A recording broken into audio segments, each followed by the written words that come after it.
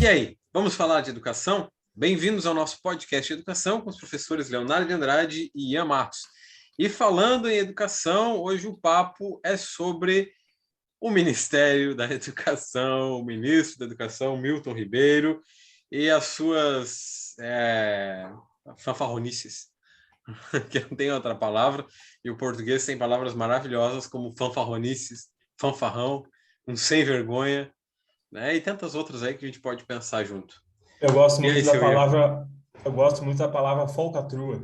Pois bem, o Estado de São Paulo largou que existe um gabinete paralelo no Ministério da Educação. Só que, como eu penso, o gabinete não é paralelo, né? Ele é um gabinete e ele funciona daquele jeito, como todos os outros gabinetes de todos os outros ministérios do governo. Saiu um áudio, vazou um áudio por alguém do jornal Estado de São Paulo, não foi o Estadão, foi o Estado de São Paulo, apontando uma conversa do pastor e ministro da Educação, Milton Ribeiro, com mais dois grandes amigos do presidente. Nesse áudio, o pastor e ministro da Educação, Milton Ribeiro, afirma que o governo prioriza pedidos de verba para dois pastores, o Gilmar Santos e Arilton Moura. Não são agentes públicos, não estão dentro do Ministério da Educação, não são contratados, não são concursados, não são nomeados a nada. Só são amigos do presidente da República, Jair Bolsonaro. Pois bem, o pastor Arilton ele é secretário da entidade evangélica Convenção Nacional de Igrejas e Ministros da Assembleia de Deus. Em Cristo para Todos, tem todo esse nome. Já o pastor Gilmar, ele é presidente dessa instituição. Ambos camaradas trabalhavam... Não vou falar camaradas, é uma ofensa meus camaradas. O nome das assembleias é maior que título de artigo acadêmico, né? Ambos os senhores trabalhavam ativamente dentro do Ministério da Educação. Eles faziam a mediação entre o Ministério da Educação com o senhor Milton Ribeiro e algumas prefeituras de alguns estados, né? Tem um relato de uma prefeita da cidade de Bom Lugar, no Maranhão, e ela diz que, após uma reunião com esses pastores, ela teve o seu pedido de verba atendido. Esses pastores obtiveram aproximadamente quase 10 milhões de reais em verbas do Ministério da Educação. Era um total de 48 municípios que foram agraciados. Só no mês de dezembro, agora, de 2021, foram acordados alguns termos de compromisso. Esses termos de compromisso antecedem a efetivação do contrato entre prefeituras e o Ministério da Educação, para repasse de verba, construção de creches, escolas, etc. Nessa gravação em que o pastor e ministro diz que a prioridade do presidente e do Ministério da Educação é atender primeiro os municípios que mais precisam e, abre aspas, e em segundo lugar, atender a todos que são amigos do pastor Gilmar. Não tem nada com Arilton, ele brinca. E tudo com Gilmar. Por que ele? Porque foi um pedido especial que o presidente da República fez para mim sobre a questão do Gilmar. Fecha aspas. Isso é a fala do Milton Ribeiro. Aí, lá de acordo com o Correio Brasiliense, a fala teria sido durante uma reunião dentro do MEC. E o Ribeiro falava sobre o orçamento da pasta, alguns cortes de recursos da educação e a liberação de dinheiro para algumas obras. Depois que vazou esse áudio do ministro Milton, com os amigos pastores do presidente Jair Bolsonaro, surge outro personagem nessa história. Um prefeito da cidade de Luiz Domingues, lá no Maranhão também. As localidades, elas estão de acordo com as localidades dos pastores, onde eles mais convivem. E também tem a ver com alguma coisa em relação à mineração, segundo essa cidade. Em 2021, esse mesmo pastor Arilton pediu uma condição para liberar algumas verbas do Ministério da Educação para essa prefeitura do prefeito Gilberto Braga. Ele pediu 1 quilo de ouro. A denúncia que esse prefeito Gilberto Braga só reafirma esse caráter desses senhores de Deus, né? O cara pede 1 quilo de ouro. Aí, claro, 1 quilo de ouro tu não consegue rastrear. Não tem banco, tu consegue armazenar e ele vale por muito tempo. Por muito tempo. Essa denúncia só demonstra aquilo que a gente já tem visto no governo Bolsonaro, que são pessoas externas à instituição pública, que trabalham internamente dentro dessa instituição para mediar contatos entre os ministérios. Isso vale lá para a saúde também, quando a gente viu aqueles casos da cloroquina, da vacina indiana, que teve R$ 1 bilhão de tentativa de compra por gente que nada tinha que ver com o governo. Enfim, até podemos dizer que são gabinetes paralelos, mas eles não são paralelos porque não tem outro gabinete atuando. Só tem um gabinete nomeado e um gabinete não nomeado, um gabinete externo. Só que eles trabalham juntos, eles não trabalham paralelamente, apenas uma intermediação.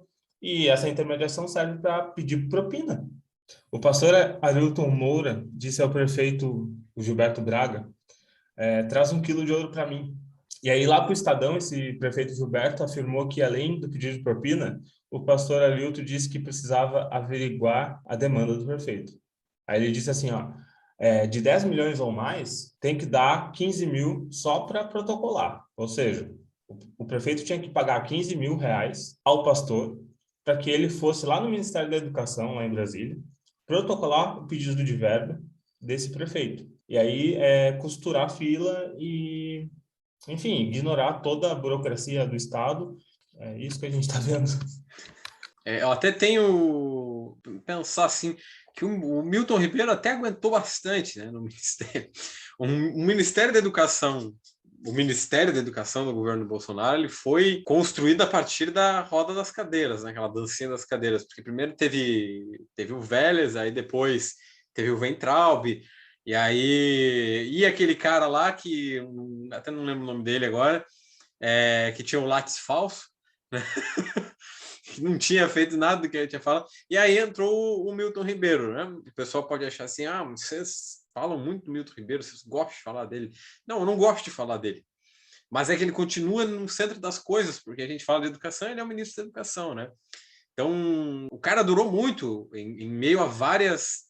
eu não gosto de usar a palavra porque ela está não incorreta, mas equivocada, conceitualmente, em meio a várias crises que o Ministério da Educação teve. Crises que não eram crises que eram coisas ou planejadas ou, às vezes, uma crise dentro da crise, ou seja, o plano neoliberal que deu errado, o plano da pedagogia dos touros que deu errado, saiu pela culatra, eles têm que fazer alguma outra coisa para apaziguar essa crise, né? Se a gente colocar aí na ponta do lápis, a gente vai ter primeiro lá o Enem de 2020, o Enem de 2020 para 2021, que deu ruim com a empresa que imprimia as provas.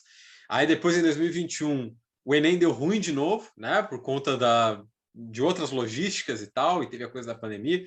E aí tem as debandadas dos órgãos, né? Tem a censura lá do Enem, pelo próprio órgão do MEC, que o presidente pediu para a Polícia Federal ver questões, e o Milton Ribeiro estava envolvido nisso tudo aí, assim, dá um negócio, dá um nó, né? E aí teve o pessoal do INEP que saiu, a debandada de funcionários do INEP, aí depois teve a debandada de funcionários da CAPES, e aí teve as asneiras que o Milton Ribeiro falou em rede pública. Primeiro, em pronunciamento nacional, disse que os professores não queriam trabalhar, né? Que não dá para condicionar a vacinação de crianças à volta das aulas. Dá para deixar a criança morrer, tudo bem, mas não dá para condicionar a vacinação de crianças. Aí depois ele falou que só era professor quem não sabia o que fazer. Ganhou do Haddad. O Haddad pelo menos disse que a gente só tinha que fazer voto de miséria. Ele ganhou do Haddad na besteira, né? Aí depois ele falou que diploma hoje só servia para ser Uber. Enfim, as N coisas. O Brasil virou dava para ser um quadro com as atrapalhadas do Milton Ribeiro. E aí a gente tem essa lógica assim que a mídia utiliza para chamar isso, né? Crise ou gabinete paralelo, ou essas relações que estão ocultas, gabinete paralelo do Ministério da Educação. Poxa, não tem gabinete paralelo nenhum. Tem um bando de sem vergonha, fanfarrão, trabalhando às custas do serviço público. Então, e aí isso me faz pensar numa conversa que eu tive com um aluno esses dias, assim, justamente sobre essa lógica. O Milton Ribeiro está agora em todos os noticiários, né? Aparentemente a guerra da Rússia e da Ucrânia acabou agora, aí vira o Milton Ribeiro. A gente tem essas coisas assim. A Milton Ribeiro está em todos os noticiários, e eu estava conversando com ele, fiz uma live esses dias aí, semana passada, acho que foi, sobre a questão da privatização da educação, e ele assistiu e veio conversar comigo sobre, e ele até fez um texto muito legal nas redes sociais, falando o quanto a religião e a bancada evangélica estava influenciando na educação brasileira, e que estava pressionando e conseguindo atender às suas medidas legislativas, né? E por que vem essa lógica que ele pensa, a qual eu já vou tentar trazer aqui que eu sou contrário a ela. Por que vem essa lógica? Porque a mídia trabalha dentro dessa lógica. A mídia explorou justamente a ideia do fato de que o Milton Ribeiro é um pastor. De fato, ele não deveria estar no Ministério da Educação porque ele não tem nada a ver com a educação. Não é só porque ele é um pastor. É porque ele também não tem nenhuma formação na área, assim como o Haddad não deveria ter sido ministro da Educação. Então não me entendam mal ou alguma questão religiosa que eu tenha contra. Não, porque não deveria estar lá. Quem deve estar nesse cargo é um professor ou uma professora qualificado para isso, né? Você não vai na loja de ferragem para operar o seu joelho. Então, é bem isso, tá? E aí a mídia tomou essa coisa do ouro, do pastor, da religião, e a gente sabe o quanto esses grupos já estavam envolvidos dentro de tudo isso, né? A bancada evangélica, algumas bancadas neopentecostais, elas estão dentro do espectro político e dentro do Estado desde o governo do PT. Isso não é uma novidade assim para todo mundo. Então já tem essas tramóias, já tem esses lances de corrupções, né? As licitações que essas igrejas recebem para a televisão, o fato de que muitas dessas igrejas não pagam imposto. A gente tem uma figura religiosa muito proeminente, eu não vou dizer o nome porque ele vive processando as pessoas e a gente não tem dinheiro para pagar os processos dele, mas que deve milhões de reais para o Estado brasileiro. E nada acontece com ele, né? Então, quer dizer, eles já estão dentro da máquina pública, mas estar dentro da máquina pública não significa aparelhar a máquina pública, né? E aí o que eu queria trazer justamente essa reflexão que o meu aluno trouxe, assim, ele falou sobre tudo isso e como eles faziam diretrizes políticas, e ele está equivocado. Apesar do que a mídia traz, de que parece que eles delineiam políticas públicas, a gente sabe que quem delineia as políticas públicas educacionais hoje são as redes privadas. E não só as redes privadas religiosas de educação, mas são os grandes conglomerados educacionais, as fundações, como a Fundação Lehman, que a gente já falou aqui, Fundação Roberto Marinho, e tantas outras fundações que, por exemplo, fizeram a BNCC, fizeram a reforma do ensino médio e que fazem essas políticas públicas educacionais. E aí, quando a mídia aparece com esses lances, assim, do ministro ser pastor, e de ter pastores envolvidos, isso é um escândalo de corrupção. Mas, no fundo, eles não impactam grande coisa nas políticas educacionais. E aqui, para quem for falar, não, mas você está enganado, Leonardo, eu tenho duas provas básicas. Uma é a escola sem partido e o outro é o ensino domiciliar, né? Escola sem partido foi pleito desses grupos desde 2015, 2014, um projeto que os grupos pleiteavam para não ensinar homossexualismo na escola, não ensinar educação sexual, não sei o que, coisa e tal. E o projeto fez burburinho mesmo. Enquanto ele fazia burburinho, a BNCC foi aprovada, a reforma do novo ensino médio era elaborada, né? E o burburinho estava lá na mídia, e a mídia, como um papagaio maluco, ia falando negócio. E aí chegou que o projeto Escola Sem Partido foi para o STF e não foi aprovado, porque ele já era inconstitucional desde o início. Ele nunca iria passar. Inclusive porque se ele passasse, isso iria amarrar as instituições privadas para não poder falar dessas coisas na educação privada. E você precisa, nas grandes escolas privadas, ensinar sobre sexualidade, ensinar sobre política, ensinar sobre partido político, porque você está criando a camada que domina a sociedade. Essa camada precisa saber dessas coisas, né? Não vão aprender por osmose, certo? Então, isso iria amarrar a instituição privada. E o outro projeto é um projeto que, desde que o Bolsonaro assumiu a presidência, era a prioridade da Damares, uma pastora, e depois virou prioridade do Milton Ribeiro, né, um pastor, que era o ensino domiciliar. Isso é prioridade há 3 anos. Se fosse, veja só a velocidade que eles fazem as coisas no governo. Se fosse prioridade de verdade, isso não teria sido aprovado já, porque as modificações do Enem foram aprovadas. O novo Enem, que a gente vai falar ainda em outro programa, foi aprovado rapidamente, né? A reforma do ensino médio foi aprovada também. As novas diretrizes de formação de professores foram aprovadas. Todas que precarizam o trabalho, todas que influenciam e dão determinados privilégios para a educação privada, todos foram aprovados em um único governo, num piscar de olhos, de uma forma muito rápida, e que a gente não ficou sabendo nada. Mas o que eles diziam que era prioridade para a mídia não foi aprovado. Então, quer dizer, para mim aí está toda a prova, né? O que não tira a importância de que a gente tem que analisar essa relação de apropriação daquilo que é público que esses grupos fazem, né? Se a gente vive num Estado laico, por que o ministro da Educação é um pastor?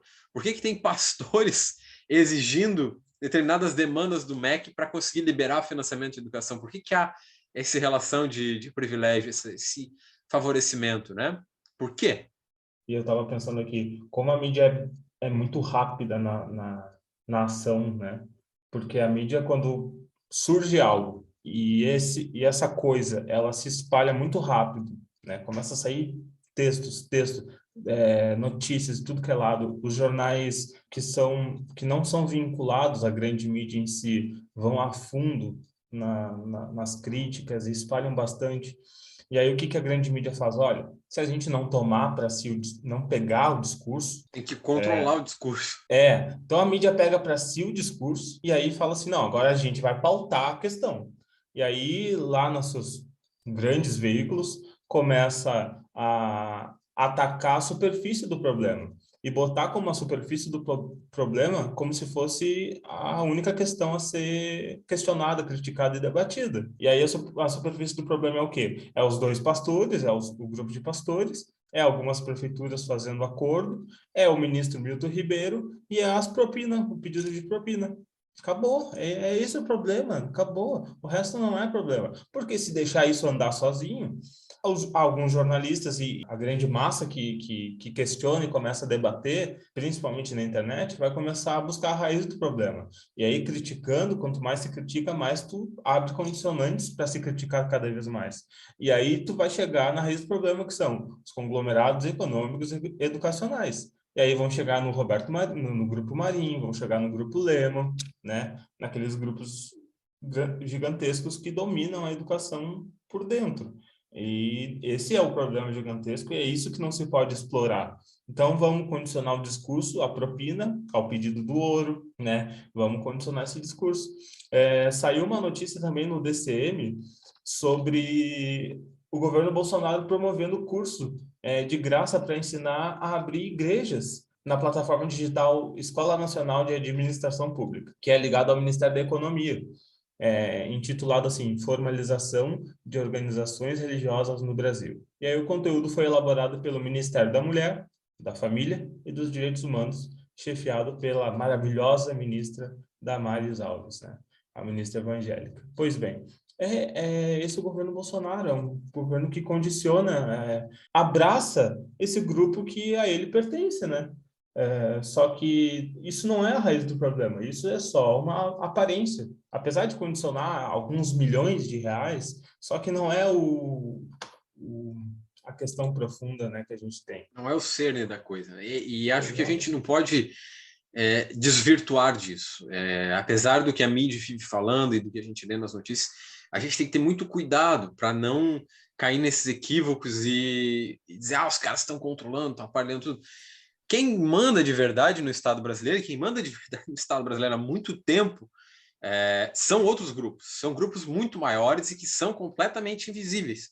Na verdade, a gente deu um nome para alguns agora porque eles não são mais tão invisíveis assim. Mas eles costumavam ser, né?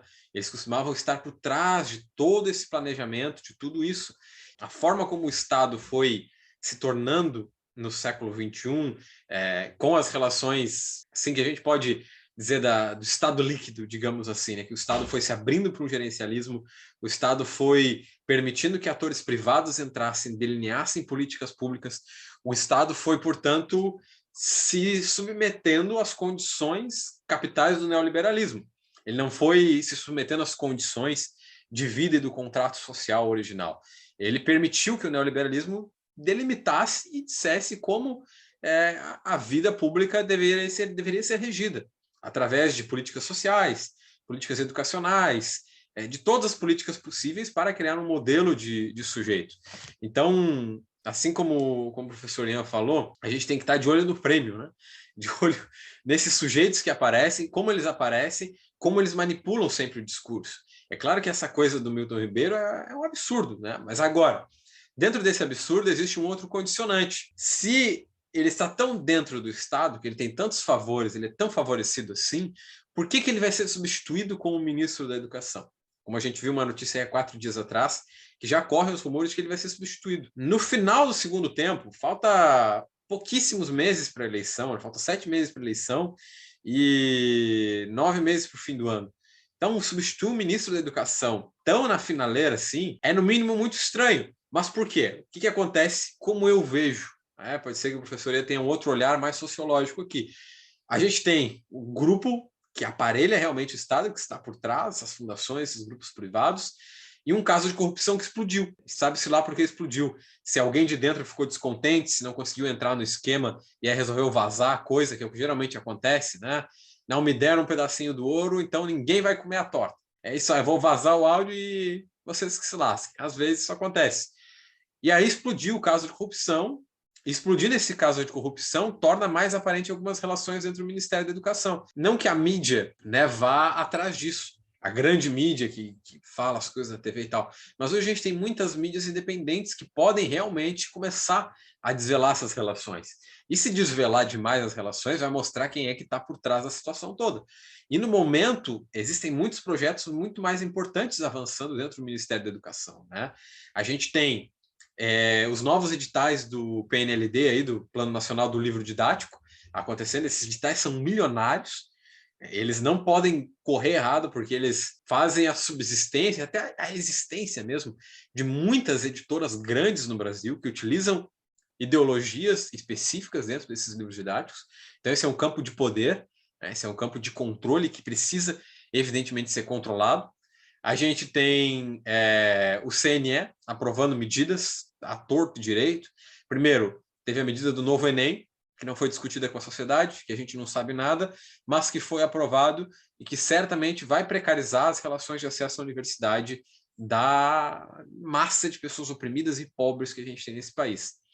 E a gente tem a disputa pela aprovação do mestrado EAD no Brasil, que gerou aquela evasão em massa de funcionários lá da CAPES que não quiseram aprovar o negócio. Então, quer dizer, aí tem três coisas muito importantes. Se a mídia independente começasse a escavar isso aí, você vê o problema, né? O fio que é ir puxando esse negócio. Então tem que substituir o cara e substituir o cara rápido, que assim substitui. O governo usa a legitimidade de que, olha, limpamos o salão, né? O Milton Ribeiro era o problema, ele saiu, o presidente sai como limpo, porque as eleições vão acontecer, e ele vai se candidatar de novo, então ele vai dizer que ele resolveu o problema da corrupção. Correu um casinho ali, demitiu o cara, é isso que se faz. Não corrompeu, roubou o governo, demitir. Então se limpa a situação toda e os grandes conglomerados conseguem segurar a onda, né, que explodiu do nada. Né? E que ao mesmo tempo, se ficasse só na coisa do ouro, na coisa toda ali, tudo bem, mas não pode puxar o fio do novelo. Eu acho que é nesse sentido mesmo, que se ficar puxando o fio do novelo, vai desenredar tudo. Então é melhor deixar quietinho, a gente corta só um pedacinho dele para não enredar e já era. Cara, os condicionantes que o setor econômico que domina a educação, e não só a educação, domina o Congresso através das bancadas, como a gente tem, a própria bancada evangélica, né? Que muito desse dinheiro, dessas conversas aí, seriam para construir igrejas, né? O próprio ministro fala isso. Então, tem toda uma transferência de verba com interesses ideológicos na finalidade. Não é religioso, não é por amor a Deus e Cristo. É a construção de igreja, normalmente em comunidades cada vez mais carentes, para poder agregar pessoas e cada vez mais condicionar essas pessoas a um certo tipo de comportamento que seria neoliberal, reproduzindo a ideologia burguesa, simples, para eleger Bolsonaros da vida, enfim. E aí é nesse sentido que eu penso que o governo brasileiro, o Estado brasileiro, que é um Estado burguês, ele é condicionado por setores econômicos de todas as áreas. Então, a gente tem o agronegócio e a bancada do agronegócio. A gente tem a indústria armamentista e a bancada da bala. A bancada conservadora, tem uma bancada evangélica e uma bancada conservadora. Então, a gente tem dois modelos de conservadorismo bizarro no Estado. Entre outras bancadas que são dominadas por lobby. E o lobby é aquele cara que é aquela pessoa, não só cara, mas aquela pessoa que vai lá e faz acordo com um, acordo com outro, compra um deputado, compra um senador, faz movimentar as votações, aí do nada passa um novo Enem da vida, ninguém vê. né? Ninguém vê, ninguém fala nada. A mídia, como está condicionada a essa situação, e graças a ela, uma boa parte desse problema, também não fala nada. Solta uma notinha ali, pequenininha, olha, atualizou o Enem ficou mais moderno, ficou mais, enfim, mais dinâmico. É sempre bom a gente lembrar de uma coisa, né? É graças ao PT. São mais de 10 anos de PT. E é o PT que abriu as portas para os tubarões da educação privada. A gente não pode esquecer isso. Isso não está acontecendo agora, nos últimos 3 anos. Está acontecendo desde do paizão Lula, o ProUni, entre outros programas, que eu vejo muita mídia, e até mídia independente, que se diz de esquerda, às vezes, tentando culpar apenas Temer, Bolsonaro e essa turma aqui. Só que lá atrás eles esquecem que, né, são mais de uma década de governo que dá um resultado, né? Dá um resultado. O passado resulta no que a gente é hoje. Enfim. É uma conceituação interessante se a gente pensar no contexto dos agentes privados da educação, né? O professor ia mencionar assim, tem a bancada evangélica, a bancada ruralista, por que não tem uma bancada de educação? Tem, só que essa é invisível. A bancada de educação atua só para o lobby. Eles não vão se mostrar, porque a luta contra professores e professoras é muito difícil. É uma luta muito mais ferrenha, porque essa classe é uma classe historicamente mais unida que outras classes trabalhadoras no Brasil. Então, se mostrasse uma bancada assim, você vai ter um confronto direto, a bater de frente com um grupo, com a esquerda, enfim, vai bater de frente com alguém. Se fizer por lobby, você consegue uma outra coisa que o Antônio Gramsci falava, que é o consenso por filantropia. Né? Uhum. A gente faz uma coisinha aqui e aí faz outra por baixo dos panos. Né? Cede num bocadinho aqui e faz outra coisa por ali, como a LDB. A LDB é o maior consenso de filantropia que a gente tem na educação brasileira. Né? Era um documento político que aparenta trazer direitos, mas na sua funcionalidade ele permite que a educação privada entre no Estado brasileiro. Ela permite as escolas privadas, ela permite parcerias públicos-privadas, ela permite uma série de relações, né? Inclusive gestões mais autoritárias da educação, mesmo com o princípio da gestão democrática. Então você tem todas essas questões. Agora, para a gente voltar ao tema original, eu acho que é importante, né? E a gente descasca muito também o governo do PT e o governo do Lula aqui, porque eu e o Ian gostamos de fazer isso. A gente não é da geração que elegeu, né, o PT, então a gente faz parte de um grupo que viu esse partido com uma ótica talvez um pouquinho mais crítica, né, porque a gente pegou na nossa vida adulta os resultados desastrosos de uma gestão que fez parceria com o capeta, né, digamos assim, que abriu o Estado brasileiro para o sistema neoliberal e a gente vai vendo os resultados disso. A gente não pegou os bônus, né, que as pessoas falam assim que pegaram. Mas há uma possibilidade, de acordo com as pesquisas, que esse governo volte. O que as pesquisas têm mostrado é a vitória do Lula no segundo turno, dependendo da pesquisa, às vezes até no primeiro turno, mas geralmente no segundo turno. Quer dizer, em 2023 o PT voltaria ao poder. Dada essa situação que a gente tem, que a gente falou mal de todos os ministros dos últimos 4 anos, né, todos os ministros da educação, como é que a gente poderia vislumbrar um Ministério da Educação que a gente não falasse mal, Ian? Que a gente não torrasse a paciência, né, dos ouvintes tocando o terror num Ministério da Educação e futuros ministros da Educação. Primeiro que eu não sei.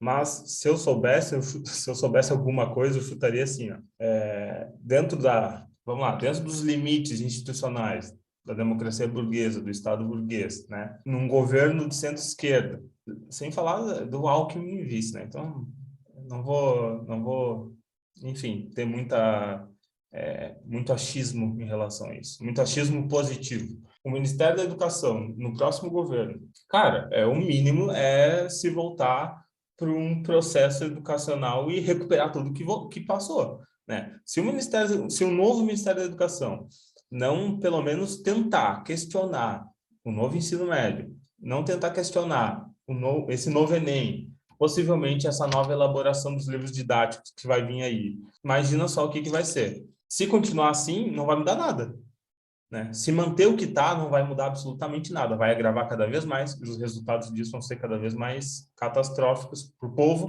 e para a classe trabalhadora. Mas o que tu pensas de um novo Ministério da Educação lá com um possível governo do PT e o Alckmin de vice? Eu gosto, o Ian sabe, eu gosto de sonhar. Sou um cara utópico. O meu mestre de pensamento, a minha corrente de pensamento é Paulo Freire, então eu não posso deixar de ser utópico. Assim. Mas existe aquilo que eu gostaria, né? Existe aquilo que eu gostaria era mesmo uma professora, ministra da educação, a professora, tá? Porque a classe docente é constituída na maioria por mulheres. Então passou da hora de termos uma professora, ministra da educação. Mas não uma professora como a Haddad, que usa o título de professor, mas é lá da área do direito, só lecionou para o ensino superior na vida. Estou falando de uma professora que veio da educação básica, do chão da escola, que foi diretora de escola municipal, estadual, que viu o problema na sua raiz, que pegou, que nem diz uma professora minha, que pegou o boi pelos chifres, assim, né?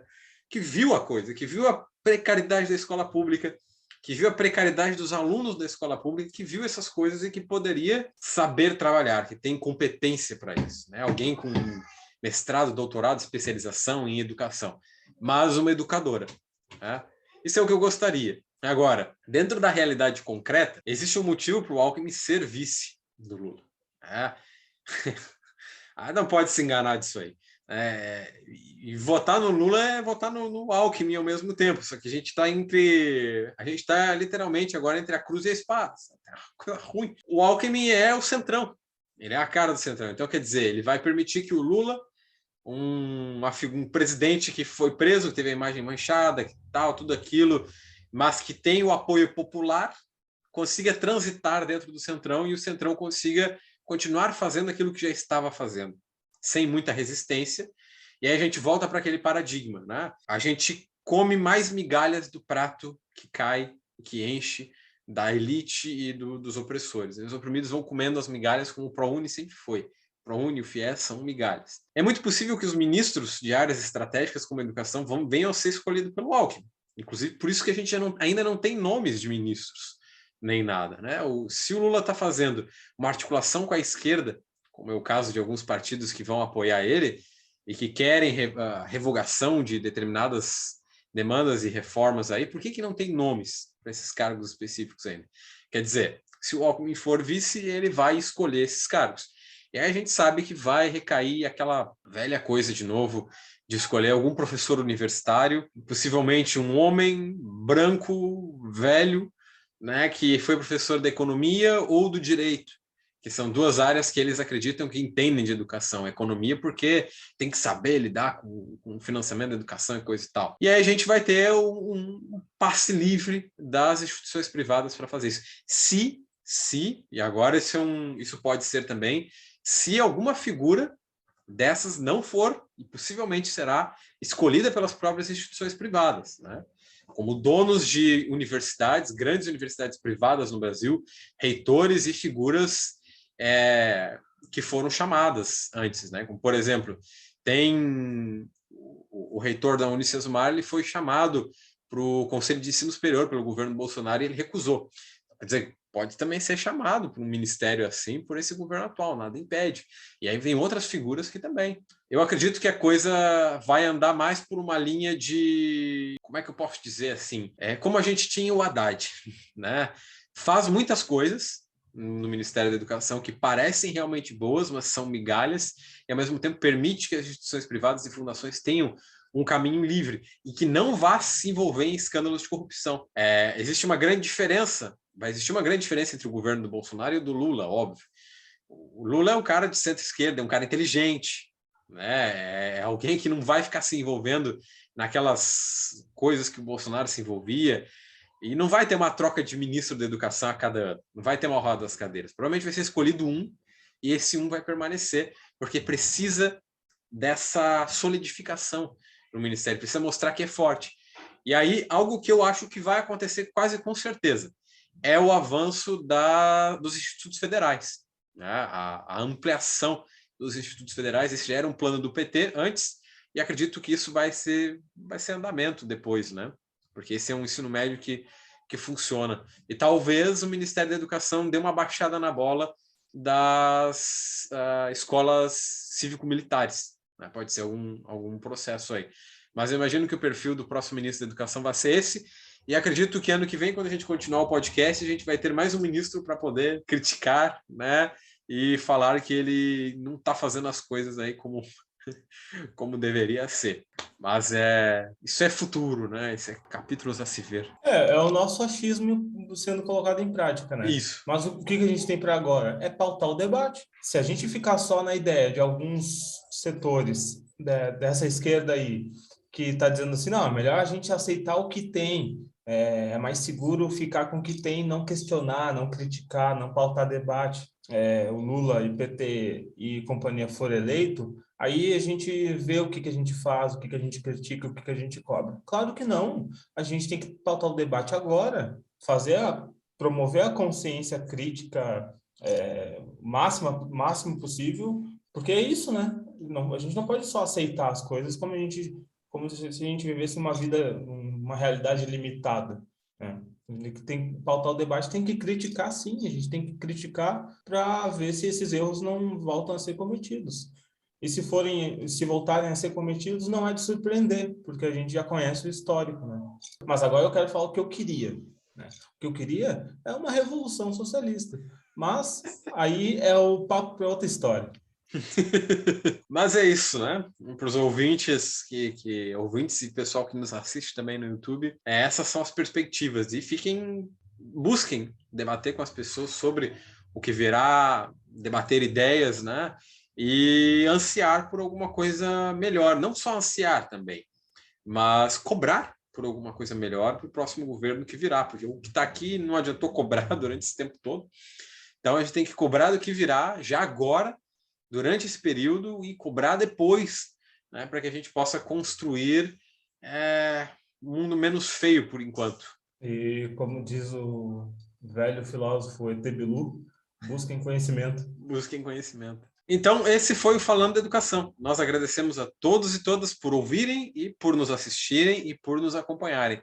Pedimos que favoritem o podcast para continuarem nos acompanhando. A gente se escuta e se vê no próximo episódio.